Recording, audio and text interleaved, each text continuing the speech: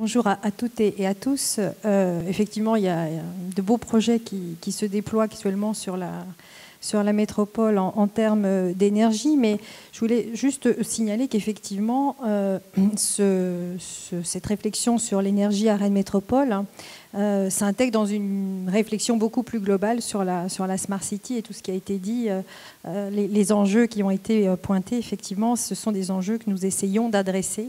Au sein de Rennes Métropole, nous avons entamé une réflexion il y a maintenant 2 ans sur tous ces enjeux de la Smart City, parce qu'il nous semblait important d'être au rendez-vous de ces enjeux. Alors, d'une part parce que il faut savoir que depuis 1990, quand même, le slogan de la ville de Rennes et de Rennes Métropole, c'est vivre en intelligence. Donc ça nous semblait important de passer du vivre en intelligence à la Smart City. Et puis parce que la Bretagne est quand même le 2e pôle en France en termes d'activité numérique. Donc on a un écosystème extrêmement favorable pour adresser tous ces sujets, tous ces enjeux. Et donc nous réfléchissons à ce qu'est une Smart City, parce que c'est important de ne pas se laisser imposer des modèles un peu marketés.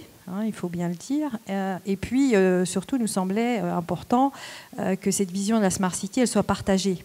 Ce n'est pas la vision d'une élue ou de quelques élus, mais bien la vision d'une trajectoire qu'un territoire veut prendre sur ce concept, dans ce concept de la Smart City. Donc nous avons initié un certain nombre de démarches pour réfléchir, croiser les regards sur ce qu'est la Smart City, sur ce que nous ne voulons pas devenir, parce qu'il y a aussi des enjeux de la Smart City très technologiques, enfin des aspects très technologiques de la Smart City que nous ne souhaitons pas forcément voir se déployer à Rennes Métropole. Et nous avons articulé notre réflexion selon 3 axes.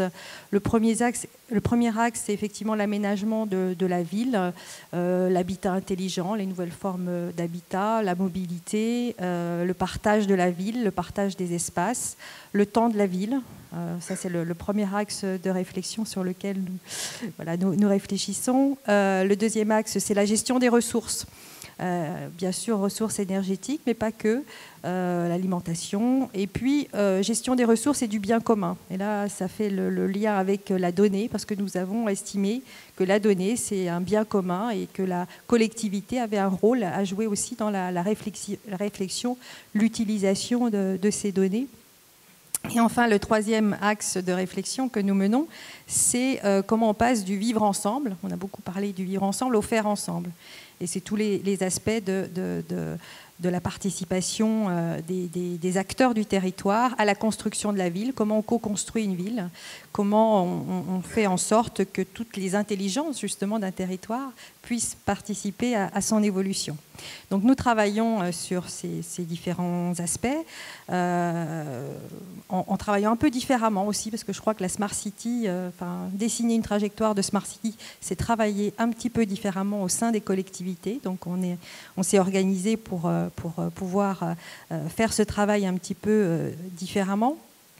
Et pour répondre donc à votre question sur la question de l'énergie, c'est vrai qu'il y a 2 projets un peu emblématiques qui sont en train de se déployer sur le territoire.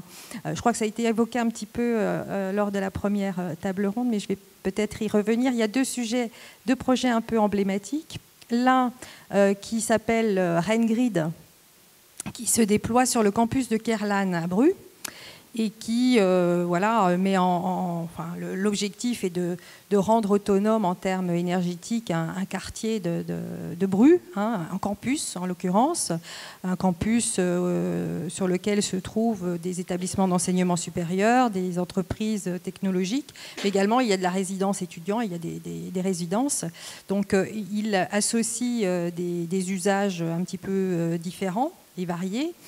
Et c'est un projet qui est porté par Schneider Electric et Enedis, et bien sûr est partenaire de ce projet Rennes Métropole. Et donc le projet va se déployer en mettant des panneaux photovoltaïques Donc sur les toits des établissements, il y a beaucoup de surfaces qui peuvent être utilisées, un peu de foncier aussi sur le sol, sur les résidences étudiantes. Et donc l'objectif de ce projet, c'est d'utiliser les énergies renouvelables avec le photovoltaïque. Il y a aussi un volet stockage de l'énergie. Et puis, donc, à terme, de constituer une zone du territoire de Rennes Métropole complètement autonome en termes d'énergie. Donc ça, c'est un gros projet, hein, plusieurs millions d'euros qui sont investis sur ce projet. Et puis le deuxième projet dont je voulais vous parler, alors il a été évoqué, je crois, ce matin, mais je l'affectionne tout particulièrement, donc je vais peut-être détailler un petit peu.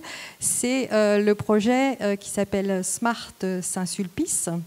Saint-Sulpice-la-Forêt, qui est une petite commune de Rennes Métropole, 1500 habitants, ce qui me permet de dire que la Smart City, ce n'est pas qu'une question de grosse ville. Hein. Alors, le maire de Saint-Sulpice aime dire qu'il est le maire de la plus petite Smart City au monde. Et donc, ce projet de Smart Saint-Sulpice, il est parti, puisqu'on a lancé ce projet en novembre. Donc, on a déjà quelques retours intéressants sur le projet. Et il consiste à disposer de capteurs qui permettent d'analyser la consommation énergétique, également la consommation en eau. Il y a deux types de capteurs. Et de pouvoir donc analyser les consommations et puis ensuite de pouvoir piloter la production d'énergie dans les différents bâtiments. Les bâtiments ciblés, ce sont les bâtiments communaux, donc salle des sports, salle des fêtes, mairie, école, bâtiments techniques.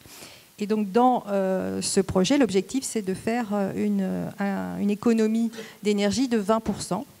Et avec un amortissement de l'investissement sur 4 ans. Donc c'est vraiment un projet qui, à court terme, 4 ans, va montrer une efficacité importante. Et on voit bien qu'à l'échelle d'une commune, si on le déploie à l'échelle des 43 communes de Rennes Métropole, eh bien on s'inscrit dans les 20% d'économie des consommations énergétiques et on arrive à avoir des objectifs finalement extrêmement ambitieux.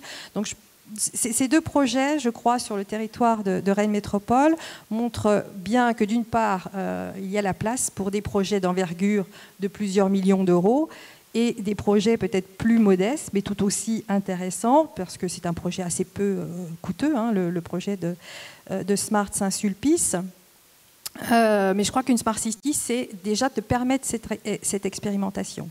Ces expérimentations diverses et puis imaginer des solutions qui ne sont pas effectivement toutes les mêmes et puis ça a été dit ce matin, il n'y a pas de modèle unique, la Smart City c'est expérimenter, donc c'est donner la place aux acteurs du territoire d'expérimenter et en ce sens Rennes Métropole a essayé de mettre des cadres pour permettre aux entreprises du territoire d'expérimenter à travers un dispositif qui s'appelle Rennes Saint-Malo Lab, qui est porté par Rennes Talente.